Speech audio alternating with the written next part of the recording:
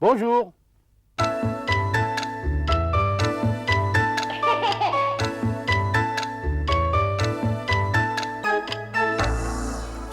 Aujourd'hui, nous allons parler des cartes à jouer.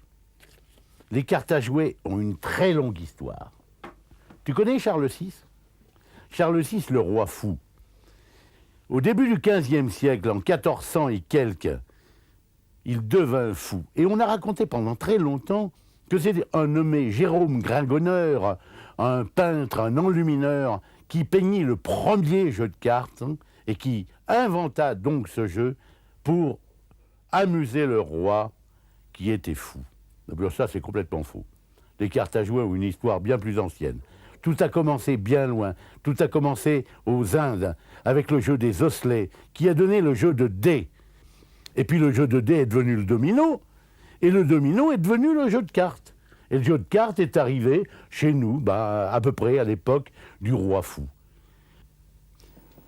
Les jeux de cartes que tu connais, avec pique, cœur, carreau, trèfle, ne sont pas utilisés dans toute l'Europe.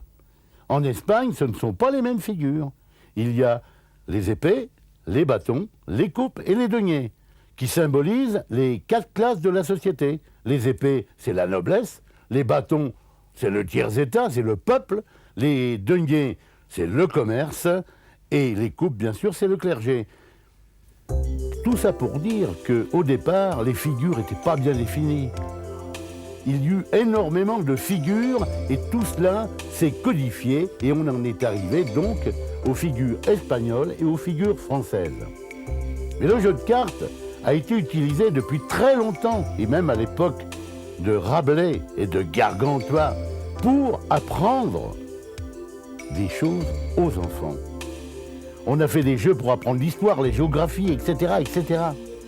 Et cela jusqu'à l'époque actuelle. Je crois même qu'on en fabrique encore. Mais on a fait des jeux pour amuser les enfants.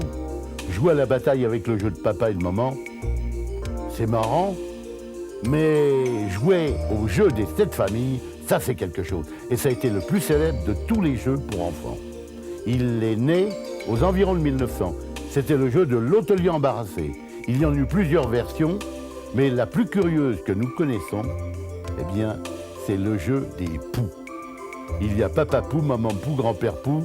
C'est tout à fait l'histoire des papous à pou qui ont des poux papa et des papous papa et des papous papa, les papous papa à pou et les papous à pou papa, etc., etc.